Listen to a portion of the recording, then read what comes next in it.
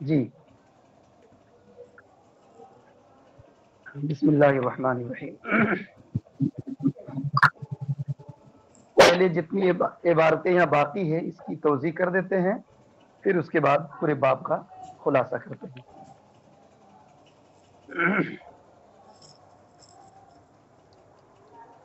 اس سے قبل جتنی حدیثیں پیش کی گئی پچھلے صفحہ میں، صفحہ نمبر 30 پر، ان تمام حدیثوں میں کا خلاصہ یہ ہے کہ پانی کے اندر چوہا گر جائے یا کوئی پرندہ، بلی یا انسان یا اور کوئی جانور گر کر کے مر جائے تو کنویں کا پانی نکالا جائے گا. بعض صورتوں میں 50 سے 60 ڈول، بعض میں 40، 30 سے 40، بعض میں 70 وغیرہ، بعض میں کل پانی نکالا جائے گا. یہ باتیں ذکر کی گئی. جبکہ اس سے قبل حضرت امام شافعی رحمۃ اللہ تعالی علیہ کے مذہب کے سلسلے میں حدیث آئی تھی کہ جب پانی 2 قلہ کی مقدار ہو تو وہ پانی نجاست کا متحمل نہیں ہوتا، یعنی ناپاک نہیں ہوتا. تو انہی کے رد پر یہ تمام حدیثیں پیش کی گئی. ان تمام حدیثوں سے یہ بات ثابت ہوئی کہ پانی میں اگر کوئی جانور گر جائے یا کوئی نجس چیز گر جائے تو وہ پانی ناپاک ہو جاتا ہے. اگر معاملہ یہ ہوتا کہ 2 قلہ کی مقدار پانی ہو اور وہ ناپاک نہیں ہوگا، نجاست کا متحمل نہیں ہوگا، تو یہ تمام حدیثیں جو پڑھی گئی پچھلے صفحہ میں، ان حدیثوں کا تو پھر کوئی مطلب اور مفہوم نہ ہوتا. اس لیے یہ معاملہ کلیئر ہو گیا کہ پانی ناپاک ہوتا ہے. مزید اسی کی وضاحت پر یہ عبارت جو آج کی عبارت خانی میں آپ نے عبارت پڑھی ہے، پیج نمبر 31 پر، اس کا ترجمہ دیکھیے. فَهَذَا مَا رَوَيْنَا عَنْهُ مِنْ أَصْحَابِ رَسُولِ اللَّهِ صلی اللہ علیہ وسلم وَتَابِعِيهِمْ. یہ جتنی بھی حدیثیں پیش کی گئی ہے، فَهَذَا مَنْ رَوَيْنَا عَنْهُ، یہ تمام حدیثیں ہم نے رسول اللہ صلی اللہ علیہ وسلم کے اصحاب اور آپ کے تابعین سے روایت کی ہے. صحابہ اور صحابہ کے جو متبعین ہیں یعنی تابعین سے روایت کی ہیں. قد جعلوا میاہ الآباری نجسۃ بوقوع النجاسات فیہا، تو ان تمام حضرات نے یعنی اصحاب رسول اور تابعین حضرات نے کنویں کے پانی کو نجس قرار دیا ہے کنویں میں نجاست کے واقع ہونے کی وجہ سے. ولم یراعوا کثرتها ولا قلتها، اور ان تمام حضرات نے پانی کی کثرت اور قلت کا کوئی اعتبار نہیں کیا، اس کی رعایت نہیں کی. وراعوا دوامها ورقودها، بلکہ ان حضرات نے پانی کے دوام اور رکود کی رعایت کی. مطلب پانی کے ٹھہرے ہوئے ہونے، دوام مانا اور رکود دونوں کا مانا ٹھہرا ہوا ہونا، رکا ہوا ہونا، تو رکے ہوئے اور ٹھہرے ہوئے ہونے کی رعایت کی ہے، اس کا لحاظ کیا ہے. وفرقوا بینہا وبین ما یجری مما سواہا، اور ان حضرات نے پانی یعنی ان پانی کے درمیان اور جاری پانی کے درمیان جو اس کے علاوہ ہے، ٹھہرے ہوئے پانی کے علاوہ جو جاری پانی ہے، ان دونوں کے درمیان فرق کیا ہے. فرق کیا ہے؟ کیونکہ جو جاری پانی ہے اس کا حکم الگ ہے کہ جاری پانی میں نجاست گر جائے تو وہ ناپاک نہیں ہوتا ہے جب تک کہ رنگ بو مزہ نہ بدلے. لیکن ٹھہرا ہوا پانی ہے تو اس پانی میں اگر نجاست واقع ہو جائے تو وہ پانی ناپاک ہو جاتا ہے، اگرچہ رنگ بو مزہ نہ بدلے پھر بھی ناپاک ہو جاتا ہے احناف کے نزدیک. فإلى هذه الآثار مع ما تقدمها مما رويناه عن رسول الله صلی اللہ علیہ وسلم ذهب اصحابنا في النجاسات التي تقع في الآبار. تو انہی آثار کی جانب، انہی آثار کی طرف، فائل اس کا آگے آ رہا ہے، انہی آثار کی جانب مع ما تقدمها، ان آثار کے ساتھ جو اس سے مقدم ہوئی، یعنی پہلے کی حدیثیں اور یہ حدیثیں، انہی حدیثوں کی جانب مما روینا، اور وہ پہلے کی حدیث ہے جس کو ہم نے رسول اللہ سے روایت کی ہے، انہی آثار کی طرف اور گزشتہ احادیث کی طرف ذهب اصحابنا فی النجاسات التي، ہمارے اصحاب گئے ہیں ان نجاستوں کے بارے میں، ان نجاستوں کے تعلق سے، التي تقع فی الآبار، جو نجاستیں کنویں میں واقع ہو جائے. ولم یجوز لهم ان يخالفوها، اور ان کے لیے یہ جائز نہیں ہے کہ وہ اس کی مخالفت کریں، یعنی انہوں نے اس بات کی مخالفت بھی کہیں پہ نہیں کی. پھر ولم یجوز یعنی ہمارے اصحاب کے لیے یہ مناسب نہیں ہے کہ وہ اس کی مخالفت کریں. لأنه لم يروى عن أحد خلافها، اس لیے بھی کہ کسی سے بھی یعنی ہمارے اصحاب میں سے کسی سے بھی اس کے خلاف کوئی بات مروی نہیں ہے۔ ہر ایک کے نزدیک یہی بات ہے کہ پانی اگر جاری ہے تو وہ ناپاک نہیں ہوگا جب تک کہ رنگ بو مزہ نہ بدل جائے، اور پانی اگر ٹھہرا ہوا ہے، رکا ہوا ہے، اس میں اگر کوئی نجس چیز واقع ہو جائے، گر جائے، تو ایسی صورت میں وہ پانی ناپاک ہو جاتا ہے، اگرچہ رنگ بو مزہ نہ بدلے پھر بھی۔ اب یہاں سے دو اعتراض پیش کر رہے ہیں، جو اعتراض احناف پر کیے جا رہے ہیں شوافی وغیرہ کی جانب سے، ان کی جانب سے اعتراض کیا جا رہا ہے۔ اس اعتراض کو پیش کر کے پھر ان کی دلیل قیلہ کے ذریعے دی جائے گی۔ پہلا اعتراض یہ ہے شوافی کی جانب سے، وہ کہتے ہیں کہ امام طحاوی کہتے ہیں کہ اگر کوئی کہنے والا کہے کہ آپ لوگ یعنی آپ حضرات احناف کہ آپ لوگ کنویں کے پانی کو نجس قرار دیتے ہیں نجاست گرنے کی وجہ سے، تو مناسب یہ ہے کہ وہ کنواں کبھی پاک ہی نہ ہو۔ کیوں پاک نہ ہو؟ اس لیے کہ کنویں کی جو دیوار ہے اس دیوار نے اس نجس پانی کو جذب کیا ہے، اور خود وہ پانی کنویں میں ٹھہرا ہے، تو مناسب یہ ہے کہ اس کنویں کو پاٹ دیا جائے، کنواں پاک ہی نہیں ہوگا، کیونکہ پانی نکالیں گے تو دیوار کو تو ہٹا نہیں سکتے ہیں، اندر جو کیچڑ پانی کے اندر پانی ہٹانے کے بعد جو کیچڑ ہے، مٹی ہے، اس کو تو نکالے نہیں ہے۔ تو اس اعتبار سے تو خود وہ ناپاک پانی جو کنویں کے اندر تھا، آپ نے پانی کو نکال لیا تو دیوار تو ناپاک ہے، اور کنویں کی جو مٹی ہے، زمین ہے، کیچڑ ہے، وہ بھی ناپاک ہے۔ اس حساب سے تو کنواں پاک ہی نہیں ہونا چاہیے، بلکہ ناپاک ہی رہنا چاہیے، اور جب ناپاکی ہے تو اس کو پاٹ دینا چاہیے، بند کر دینا چاہیے۔ یہ اعتراض کیا جا رہا ہے۔ پہلے اعتراض کا ترجمہ دیکھیے پھر جواب بتا دیں۔ فَإِنْ قَالَ قَائِلٌ، پس اگر کوئی اعتراض کرنے والا اعتراض کرے، کہنے والا کہے کہ فَأَنْتُمْ، پس آپ حضرات نے قَدْ جَعَلْتُمْ مَاءَ الْبِئْرِ نَجِسًا، کہ کنویں کے پانی کو نجس قرار دیا ہے، بِوُقُوعِ النَّجَاسَةِ فِيهَا، اس میں نجاست کے گرنے کی وجہ سے، فَكَانَ يَنبَغِي، تو مناسب تو یہ تھا کہ أَنْ لَا تَطْهُرَ تِلْكَ الْبِئْرُ أَبَدًا، کہ وہ کنواں کبھی پاک ہی نہ ہو۔ کیوں؟ اس لیے کہ لِأَنَّ حِيطَانَهَا قَدْ تَشَرَّبَتْ ذَلِكَ الْمَاءَ النَّجِسَ، اس لیے کہ اس کی دیواروں نے اس نجس پانی، اس ناپاک پانی کو پی لیا ہے، پی لیا مطلب جذب کیا ہے، وَاسْتَكَنَّا فِيهَا، اور پانی اس میں ٹھہرا رہا ہے، فَكَانَ يَنبَغِي أَن تُتَمَّا، تو مناسب یہ تھا کہ اس کنویں کو پاٹ دیا جائے، بھر دیا جائے، کیونکہ وہ پاک ہو ہی نہیں سکتا ہے، تو اس کو بند کر دینا چاہیے۔ یہ اعتراض اگر کوئی کرے تو اس کا جواب دیا جائے گا۔ جواب یہاں سے دیے جا رہے ہیں آگے قیل لہو سے۔ اس کا جواب کا خلاصہ یہ ہے کہ عادتیں کبھی ایسی نہیں دیکھی گئی ہے، چاہے رسول اللہ کے دور میں یا صحابہ کے دور میں یا تابعین طب تابعین کے دور میں، کسی بھی دور میں کسی کی بھی یہ عادت نہیں دیکھی گئی جو اس طریقے پر جاری ہو کہ وہ کنواں کو ناپاک ہونے کے بعد پاٹ دیتے ہو، ایسی عادت جاری نہیں رہی، بلکہ اس کے برخلاف عادت جاری تھی کیا؟ پیچھے آپ نے حدیث پڑھی ہے، حضرت عبداللہ ابن زبیر کے دور میں، ان کے زمانے میں زمزم شریف کے کنویں میں ایک حبشی گر گیا، تو حضرت عبداللہ ابن زبیر نے کنویں کا پانی نکلوایا، پورے کنویں کا پانی نکلوایا، اور نکلوانے کے بعد جب یہ دیکھا کہ کنویں کا پانی بند نہیں ہو رہا ہے، سوتے بالکل جاری ہے، تو آپ نے فرمایا بس اتنا ہی تمہارے لیے کافی ہے، یعنی پانی نکلوایا۔ اسی طریقے سے جو دیگر حدیثیں آپ نے پڑھی ہے، ان تمام حدیثوں میں یہ چیزیں ہیں کہ اگر پانی کے اندر بلی، چوہا، پرندہ یا اور کوئی جانور گر جائے تو ان تمام صورتوں میں اتنا اتنا اتنا مختلف مقدار میں پانی نکالنے کا حکم دیا گیا ہے۔ تو نکالنے کا حکم دیا گیا تو ان صحابہ کرام کی موجودگی میں یہ کام کیا گیا، تابعین، معزز تابعین بھی موجود تھے، صحابہ بھی موجود تھے، کسی نے بھی اس بات کا انکار نہیں کیا، اور کسی نے بھی یہ نہیں کہا کہ کنواں کو بند کر دینا چاہیے یا کنواں کی دیوار کھود دینی چاہیے یا اس کو پاٹ دینا چاہیے، یہ بات کسی نے بھی نہیں کہی۔ تو ثابت ہو گیا کہ کنویں کا پانی جب نکال دیا گیا متعین مقدار، جیسا کہ حدیث شریف میں ہے، تو جب اتنا ہی نکالنے سے کنواں کی رسی، کنویں کا ڈول بھی پاک ہو گیا، کنویں کی دیوار بھی پاک ہو گئی، اور کنویں کے اندر جو مٹی ہے پانی کے تہ میں، وہ تمام مٹی اور کیچڑ وغیرہ سب کے سب پاک ہو گئے، اب کوئی بھی ناپاک نہیں رہا۔ یہ جواب انہوں نے دیا۔ دیکھیے جواب کا ترجمہ، قیل لہو، تو ان سے کہا جائے گا، ان کو جواب دیا جائے گا کہ لم ترل عادات، کی عادتیں دیکھی نہیں گئی ہے، جرت علی ھذا، جو اس پر جاری ہو، قد قال عبداللہ ابن الزبیر ما ذکرنا فی زمزم بحضرت اصحاب النبی صلی اللہ علیہ وسلم،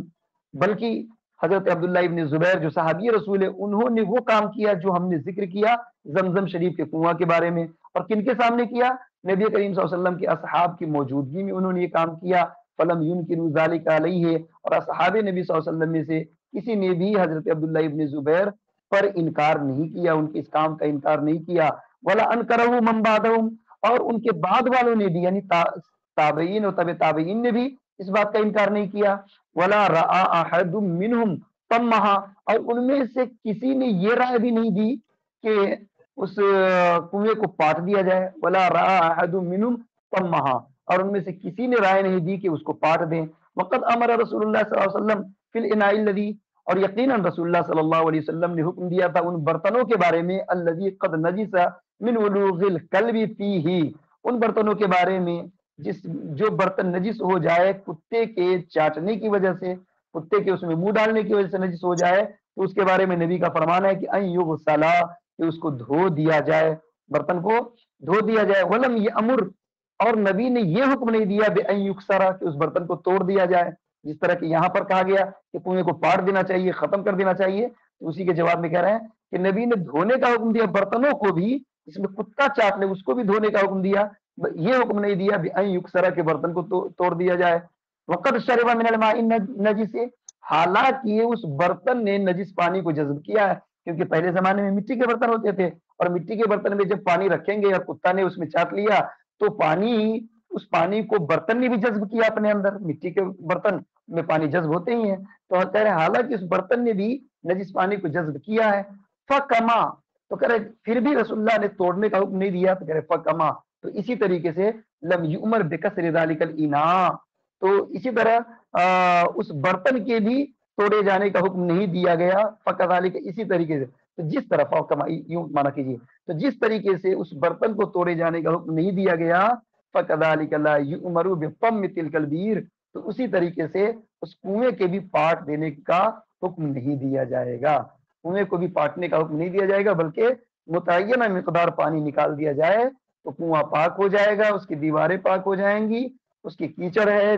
ڈول ہے، رسی، وہ سب کے سب پاک ہو جائیں گے. پھر دوسرا اعتراض فَإِنْ قَالَ سے، دوسرا اعتراض شوافی کی طرف سے، اگر کیا جائے، یہ کیا جائے کہ ہم نے برتنوں کے تعلق سے یہ دیکھا کہ برتنوں کو دھلا جاتا ہے، یہ اعتراض کیا جا رہا ہے شوافی کی جانب سے، یا یہ کہ فرضی طور پہ ایک فرض کر لیا گیا کہ اگر یہ اعتراض کیا جائے گا، یہ کہا جائے گا احناف کے خلاف کہ ہم یہ دیکھتے ہیں کہ برتن کا حکم جو ہے کہ برتن جب ناپاک ہو جائے تو برتن کے ناپاک ہونے کے بعد حکم ہے کہ اس کو دھلا جائے، اور دھلنے میں جب برتن کو دھلا جائے گا تو پانی اس میں ڈال کر کے اس کو انڈیل دیا جاتا ہے،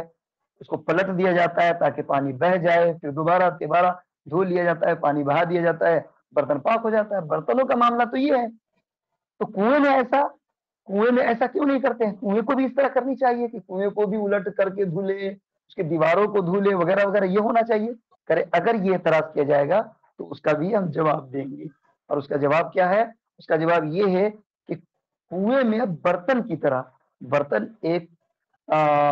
چھوٹی چیز ہے، ایک چھوٹا سامان ہے، اس کو الٹنا پلٹنا نہایت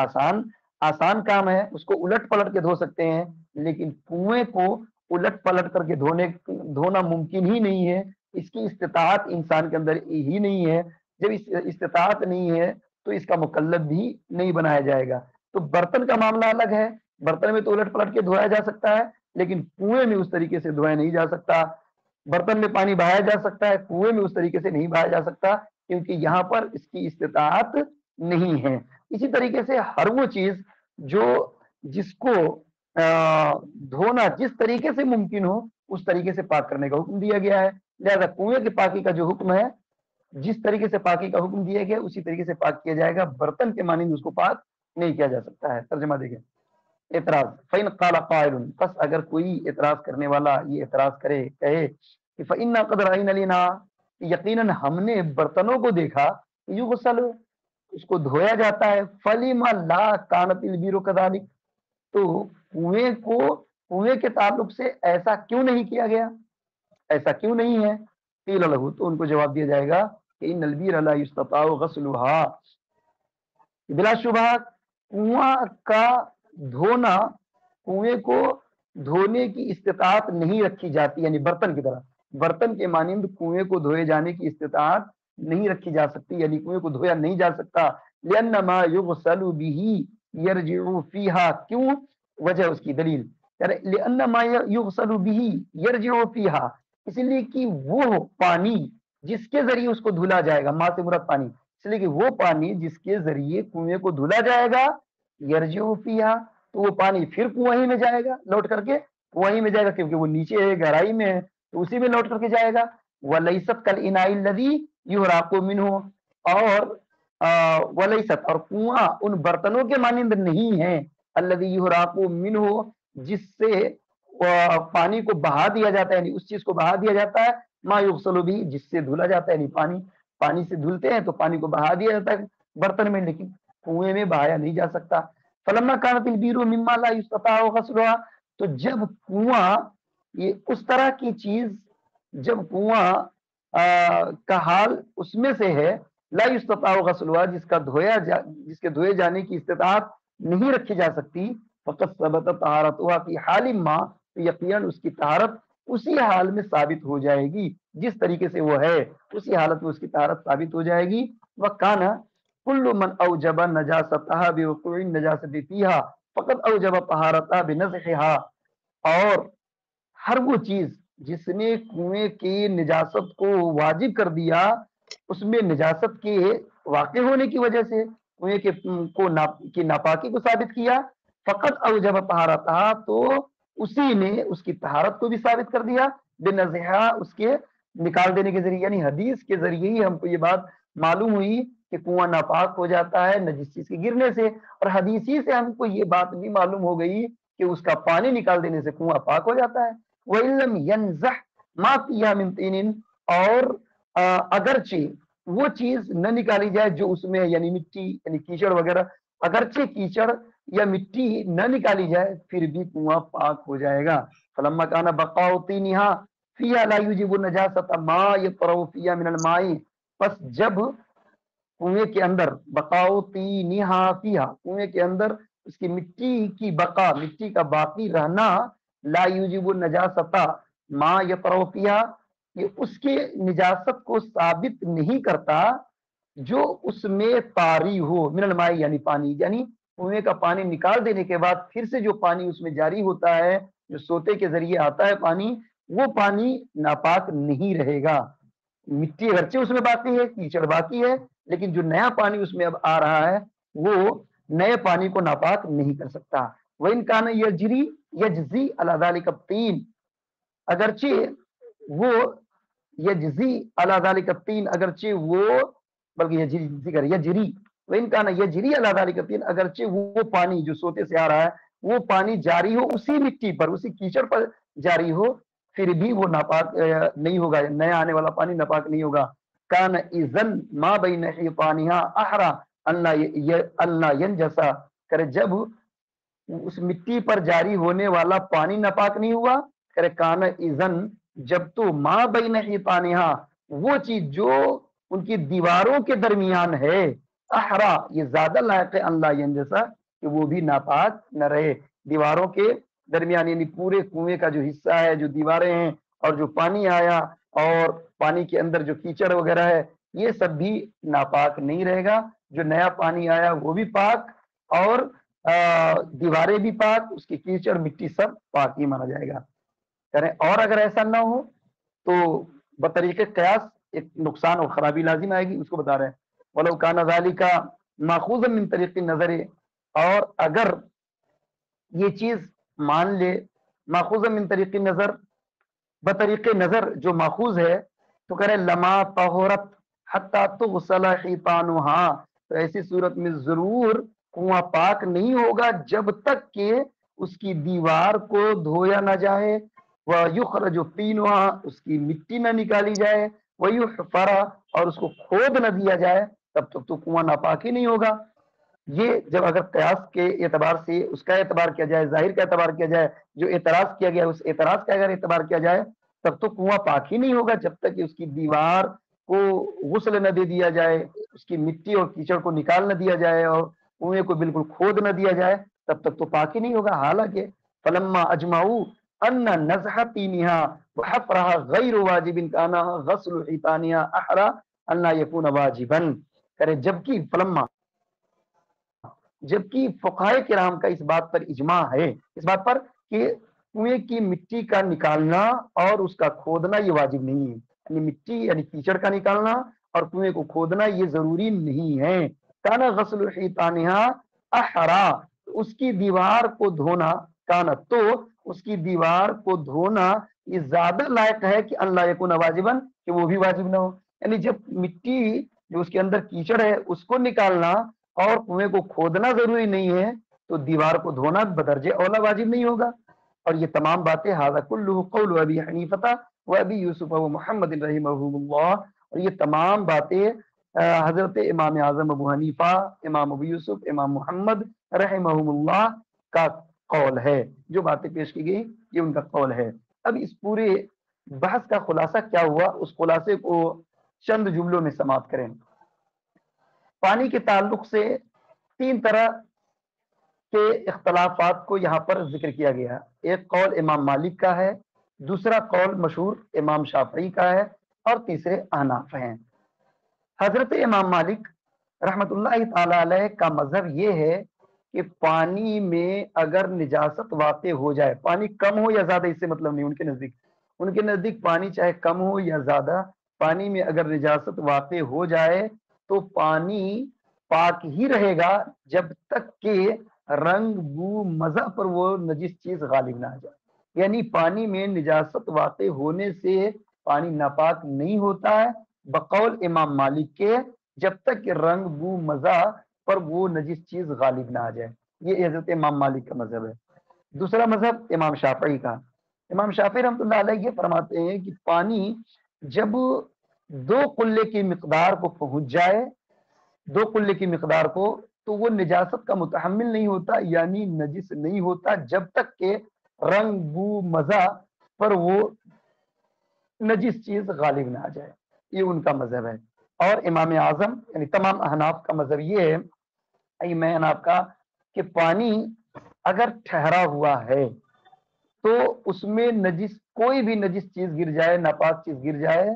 تو وہ پانی ناپاک ہو جاتا ہے، اگرچہ رنگ بو مزہ پر وہ غالب آئے یا نہ آئے، اس سے کوئی مطلب نہیں، قطع نظر اس سے رکا ہوا پانی ہے اور اس میں نجس چیز اگر گر جائے تو وہ پانی ناپاک ہو جاتا ہے۔ رہا معاملہ مائع جاری کا تو اس کا حکم الگ ہے۔ مائع جاری میں اگر نجس چیز گر جائے تو جب تک رنگ بو مزہ پر غالب نہ آئے وہ پانی پاک ہی رہے گا، اور رنگ بو مزہ پر غالب آ جائے تو پانی ناپاک ہو جائے گا۔ مائع جاری کا حکم الگ ہے، اور مائع جاری کے حکم میں ہی دہ دردہ بھی ہے 100 گز ہو تو۔ یہ 3 مذہب ہے۔ اب رہا امام مالک کا جو مذہب ہے کہ پانی میں نجس چیز گرنے سے پانی ناپاک نہیں ہوتا، اس کے ان کے لیے دلیل کون سی حدیثیں ہیں؟ وہ حدیثیں جو بیر بضاعہ کے تعلق سے آئی ہے۔ بیر بضاعہ کے تعلق سے جو حدیثیں آئی جس میں رسول اللہ نے فرمایا کہ پانی کو کوئی بھی چیز ناپاک نہیں کرتی ہے، تو اس حدیث کو دلیل بنا کر کے امام مالک کہتے ہیں پانی ناپاک ہوتا ہی نہیں ہے نجس چیز کے گرنے سے جب تک کہ رنگ بو مزہ پر غالب نہ آ جائے۔ یہ ان کی دلیل۔ امام شافعی رحمۃ اللہ علیہ کی دلیل وہی قلتین والی حدیث، قلتین والی حدیث کو وہ دلیل بنا کے کہتے ہیں کہ 2 قلے کی مقدار پانی ہو تو وہ پانی ناپاک نہیں ہوتا۔ اب حضرت امام مالک کے قول کا جواب امام اعظم کی طرف سے کیا دیا جاتا ہے؟ جواب یہ دیا جاتا ہے کہ جو بیر بضاعہ والی حدیث ہے جس سے آپ استدلال کرتے ہیں، وہ اس حدیث میں بیر بضاعہ کے تعلق سے اختلاف ہے کہ بیر بضاعہ کنواں تھا یا یہ کہ وہ باغ میں پانی لے جانے کا راستہ تھا، یعنی مثل نہر کے۔ اگر باغ میں پانی لے جانے کا راستہ تھا تو وہ مائع جاری کے حکم میں ہے، معاملہ الگ۔ اور رہا معاملہ کنواں ہونے کی صورت میں تو اس کا بھی جواب پیچھے دیا جا چکا ہے کہ کنواں اگر وہ تھا بھی تو وہ پہلے ناپاک تھا، جس کے سلسلے میں صحابہ نے سوال کیا تو رسول اللہ نے یہ جواب دیا کہ جب گندگی نکال دی گئی، اسے صاف کر دیا گیا تو اب وہ پانی ناپاک نہیں ہے، یہ جواب دیا گیا۔ اور بیر بضاعہ کے تعلق سے اختلاف ہے، یہ معاملہ ہو گیا۔ اور اس کے جواب میں مزید امام اعظم کی طرف سے یہ کہا گیا تھا کہ کنویں کے بارے میں جس طرح رسول اللہ نے فرمایا کہ کوئی بھی چیز پانی کو ناپاک نہیں کرتی، اسی طریقے سے رسول اللہ نے فرمایا مومن ناپاک نہیں ہوتا، زمین ناپاک نہیں ہوتی، حالانکہ مومن ناپاک بھی ہوتا ہے، زمین ناپاک بھی ہوتی ہے، تو اس کے ایک خاص معنی ہے۔ اور رسول اللہ صلی اللہ علیہ وسلم نے ٹھہرے ہوئے پانی میں پیشاب کرنے سے منع فرمایا۔ اسی طریقے سے آپ صلی اللہ علیہ وسلم نے وہ مومن کے ناپاکی اور زمین کے ناپاکی